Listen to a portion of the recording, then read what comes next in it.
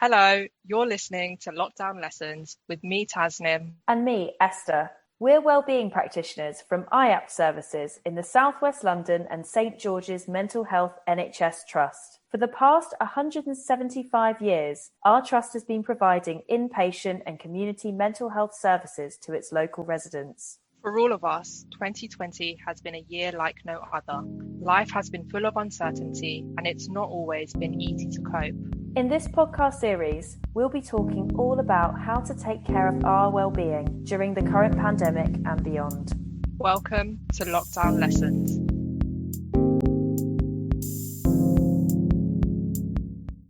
Hello, you're tuned into episode 2 of Lockdown Lessons. We'll be touching on isolation and opportunity. Today, we are joined by Ma, a fellow wellbeing practitioner at Talk Wandsworth, who will be sharing how she responded to the COVID crisis. So Ma, welcome to the show. Thank you. It's lovely to have you as our second guest. Very exciting. Since we'll be talking about isolation in this episode, it would be great to know, before we kind of get into today's topic, what one object would you take with you if you were cast away on a desert island? Oh, sorry to cast you away so soon. No. So I think I am entering into some sort of survival mode now. Yeah. Cast away. So I think probably the first thing that came to my mind is a tent. So, at the beginning I was thinking, a book or a good friend or water or this and that. But then I was thinking, no, I need my safe space. I need my cocoon. So I thought a tent, just a light tent. Just a place I can go to, whether if it's raining or it's cold, and I think we all need our cocoon. So would it be just a space for you? Because obviously you're in an island, there's no one else there. So what is it about the tent and kind of that protection or being inside that thing that would make you feel comforted?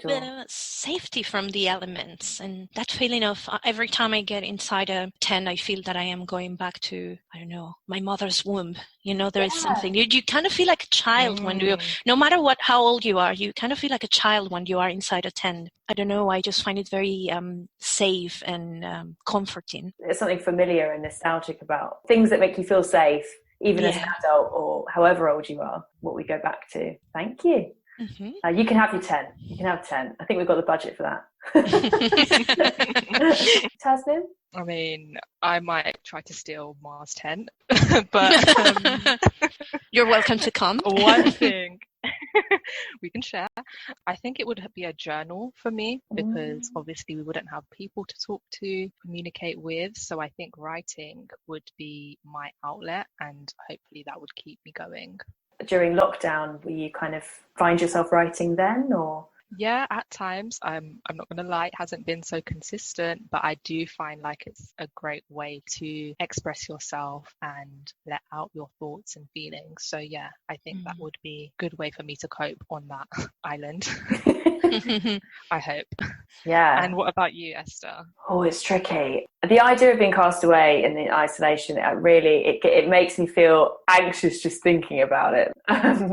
So I think I'd really miss people and interaction. So for me, I'd want reminders of that and cues for that. So I would probably bring like an iPod, like back in the day, like an iPod Nano, and store it full of nostalgic songs from childhood. It might be sounds that remind me of good times or comforting times. Could be the sound of my mum in the kitchen, could be the sound of mum and dad chatting away, or maybe me and my friends at someone's house, conversations and songs and things like that would remind me of people and connection, that it's still a possibility even if it wasn't for me right there and then. Yeah, love that answer. So let's get straight into today's questions. Ma, when looking back at the beginning of lockdown being announced in March, what surprised you about how you personally responded? Well, I think when the lockdown started, I think this might resonate with many people, but, living in such a fast-paced city, we are all running to places. And what happened to me when the lockdown started, I was expecting my sister to come and visit me. So that was the very first surprise that, you're not going to see your sister. And guess what? You don't know when you're going to see her again, because this is getting serious. And then that feeling of being forced slow down when you are not intending to slow down. So at the beginning, it was a surprise, particularly a bad surprise, good or bad. It was just a surprise. But then as weeks started to, flow, to pass by, I think I developed my own mechanisms to cope with that situation and the uncertainty, I would say, the uncertainty about it. So I really enjoyed spending a lot of time on my own and just reconnecting with things that were on hold for me for a while. And I started to pay attention or to things that really matter to me, and somehow I forgot. So for instance, poetry and literature has been such an important part of my life. And actually, that was what led me to study psychology in the first place. Poetry led me to study psychology. Wow. So then I suddenly started to read the classics, in Spanish language. And suddenly I felt very moved by it and very, very excited and moved, like the very first time that I read those books. And then suddenly hit me and I said, what am I doing with my life? That suddenly I forgot about this and how important it is for my life. It was like that 10. It was like going back to that cocoon. It's like was going back to that womb and finding my own inner realm. That was my own personal way of finding safety while we were trying to figure out what was happening. Yeah, definitely. So it sounds like you were able to use that time really effectively to go back to what matters to you, what's important to you, things you enjoy. So you've used that opportunity in a very positive way, which is really lovely to hear.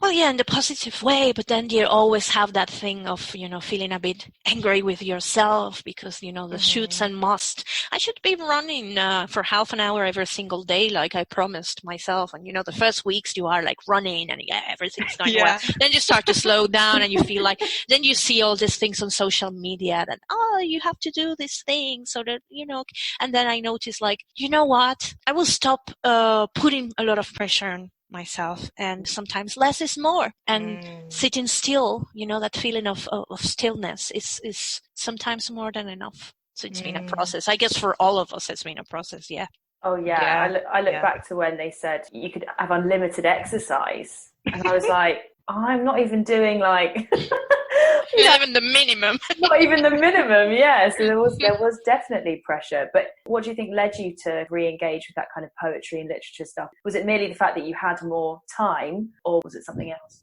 It was connecting with the feeling of longing, I would say. So when my sister couldn't come, and then I noticed, gosh, they took away that opportunity from me because I'm half Mexican, half Spanish. My family lives in Spain at the moment. And I always had an airplane, So I can just take the airplane and see them whenever I want or whatever I can, actually. But suddenly, that opportunity is gone. And suddenly I notice that opportunity for connection that I had, like you were saying before, Esther, connection with your loved ones. Somehow I missed it. Yes, of course, we have technology. Yes, of course, I talk with them every day. I send them like a silly video or we chat every now and then. But that thing of being there physically there, that option was gone. So I try to find my own personal ways to find my own realm to find my own ways of connecting with, not only with my loved ones, but also with my culture.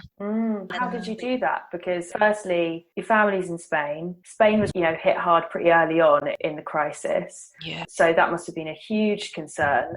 And also just not having a deadline on how long that you wouldn't be able to have that physical touch side of things, as you said, that in-person connection. How did you navigate that? I can't really imagine. It's hard. It's true. It's hard. And it's feeling worried about your loved ones, about people, and even about people that you don't know. The fear of losing a generation, which is our elders. I was very afraid of losing our elders and all the legacy that they left us. So I think my own personal way of connecting with that legacy is with all the artistic expressions that they left for us.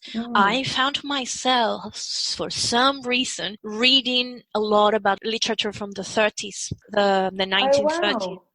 which was a very important part of Spanish history, because it was the Civil War, and all the uncertainty and the difficulties that people were living, and how they managed to in spite of all sadness, to connect with themselves, to support themselves, and to express those feelings so beautifully. Definitely reading about that and noticing many connections. So that was my way of honoring those people that we might lose and that we did lose, keeping them in our hearts, and also connecting that with that common humanity, noticing that is happening all around the world, and those same fears that those people had at the beginning of the 20th century and in the Civil War and in any other war, that feeling of feeling afraid and sad, and that feeling of uncertainty, it's a part of the human experience. And it makes me think of the work that you do. That uncertainty can characterize a lot of the struggles that people can face with their mood. So you can imagine revisiting uncertainty in a whole different part of history. It's just so fascinating to hear that there are these parallels that you can draw to a time now which feels like the ground is very much moving. There's not as much to hold on to. It's really nice to hear how you were able to draw something from a different time that you could relate back to now and help you navigate this time. And also honour those people as well who unfortunately didn't make it through. And not only with how can I say, connecting with the land, connected with the earth, connected with that soil that I miss. So I my family lives in a small town. The air smells different. The water is different when you wash your hair. So how can I connect with those elements? And now I live in a big city that I really like London. But poetry and literature is a realm, is an inner realm. So I would say that I've been traveling a lot this month. In my mind. And that's possible to do as well, because you wouldn't think that, I wouldn't think that I'd be able to get in touch with those quite physical parts of things through text in other ways. Power of the mind. I know. It's amazing. So how did you find the shift to working from home, and what helped you to manage that transition, because the nature of your role is very much to do with human connection and interactions and face-to-face contact. So how has that shift been for you, and what were your kind of coping strategies? Well, I would say at the beginning it was a sort of honeymoon stage, because who likes commuting anyway? So at the beginning it was fantastic, but then I noticed that it was as if my office was in my house, so I was living in my office. And that was, in terms of time management, that was tricky, because then you realize things like, it's 5, but I can just finish with these emails, and I can just send this, and I can just finish with that. Oh gosh, it's 6:30. I've been working 1 hour and a half more. So that's, I need to start prioritizing my needs, because otherwise I will forget the things that are also part of my identity, the things that I enjoy. So I started to have some little tricks to remind myself to be present, to cultivate presence. So first of all, between phone calls, because these days we support the clients remotely. So this would be over the phone or even online. So between workshops, I like to do little rituals, like I've been singing a lot these days, and it's my way to physically, let's say, wash away all these residual emotions that I might have.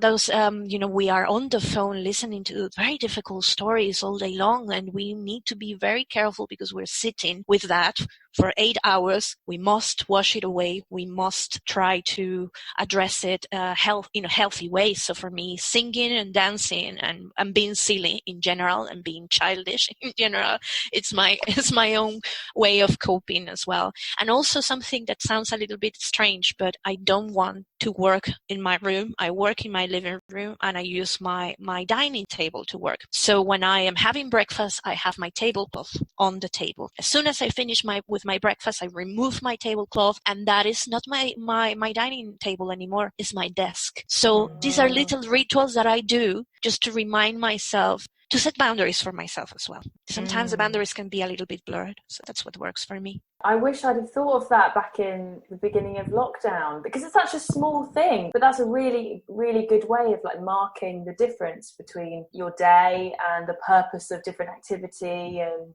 I think we all have a very spontaneously develop, hopefully, our own ways of setting boundaries for ourselves. And if not, I encourage the people who are listening to this now to do it, because it does make a difference. Even if it sounds like just a little gesture, just a little ritual, it does make a difference. Yeah, and I think it's so important to, set those clear boundaries. As you said, they can be blurred very easily when we've been working from home. Instead of working from home, you end up living at work, and you need to have those boundaries in place so that you can balance your time accordingly and take care of yourself. Because as you said, we are on the phone all the time, listening to clients or in meetings and things like that, but we need to be able to have a cut-off point where we're focusing on ourselves as well.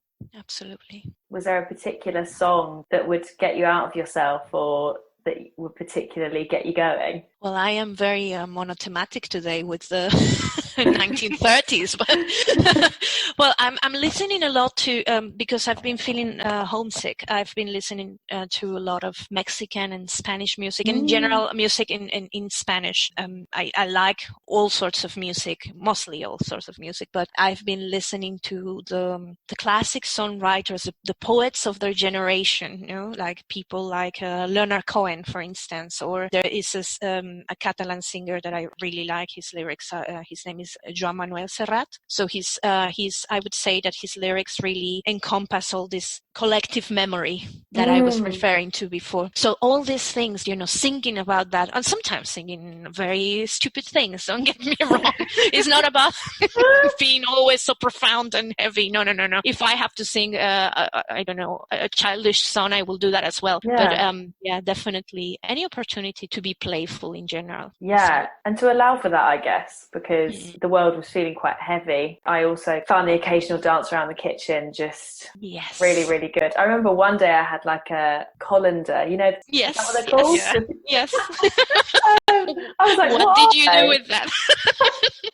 I remember I had a colander and I had it on my head, and I was just sort of dancing around to the beat of some song that I kind of listened to quite a lot. And because I couldn't see my partner for like, the whole 2 months. So we were and I recorded it and sent it. That sounds really difficult, being away from your partner. That sounds like, I feel very lucky that I didn't have to go through that. So I'm glad to hear that you managed to find your way to connect with him. Yeah. It was an interesting one in terms of connection, and yes, being very much like, it's easy to do arguably with FaceTime, WhatsApp, but it's not the same as being able to be in the same room. So I was like, gosh, but if you think about the time of the war, people would be away from each other for like 5 years. So kind of thought, okay, they can do it. Okay, let's use this thing called the mail. So yeah, I guess it was a chance to try different things, but you do have to dig deep. Everyone was coping in different ways and adjusting with lots of different things, whether it was being away from loved ones, being suddenly next to them for like 2 solid months. It's an adjustment either way. I guess thinking about the fact that the pandemic did provide this unique opportunity for a lot of us to stop and to sit with our own thoughts for quite a long period of time. You've kind of touched on this. Was this, to you, a blessing or a curse to have this extended amount of time with yourself, and why? I think a blessing for me to sit with my own thoughts was to really notice the things that appreciate the things that I have. And it's been quite moving to see how people lose their jobs, their loved ones. And as I said, the fear of losing a generation, to lose our elders as well, is something that I find it really scary and moving. So I think appreciating that I am in a somehow, so to speak, privileged position, being here safe in my house with a roof above my head, and having my partner as well, and knowing that my family is well and healthy. A curse. That's a good one. I guess the fact that it really made me realize that it's hard sometimes to keep a rhythm when it comes to managing your levels of fitness. So that is something that I am working on. As I said at the beginning, it was very easy because it was a, new situation. But now that we know that this is here to stay for a while, it is hard for me to keep it up and to maintain motivation. I would say that's the curse, the levels of motivation. And just that's what I am currently navigating. That's what I'm currently, trying to find out, to figure out. Definitely this has impacted me personally. So that's the next chapter. I guess for both of you as wellbeing practitioners, what would your advice be in terms of for anyone listening who might be struggling with that lack of motivation at the moment? I would say baby steps. Don't undermine the baby steps. Don't undermine what you think is just a little thing, a little something that you do. Sometimes less is more. So acknowledge that it's difficult to, for instance, in my case, maintain those levels of fitness, but just trying to compromise that, even if you didn't do what you wanted to do today, tomorrow it's another day. Every day is a new day. And also to be mindful of the things that we say to ourselves as well. When we are trying to achieve a goal, we might be very hard on ourselves. We need to be mindful of that and to try to be kind to ourselves. These are extraordinary circumstances, I would say.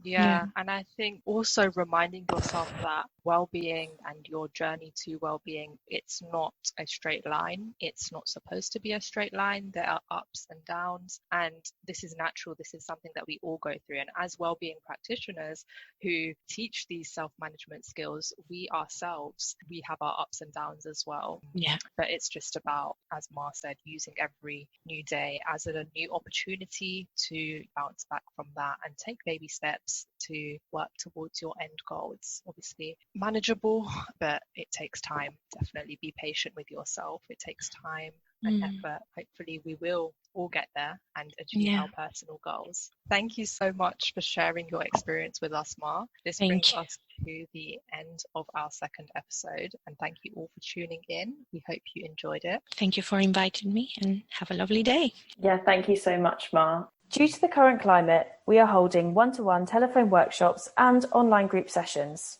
We offer a wide range of wellbeing workshops to residents aged 18 or over who live in or have a registered GP in the boroughs of Wandsworth, Merton and Sutton. If you're interested to find out more about the services that we provide local to you, please find the relevant information in the episode description. We'll be back soon with a new episode. Until next time, take care and goodbye.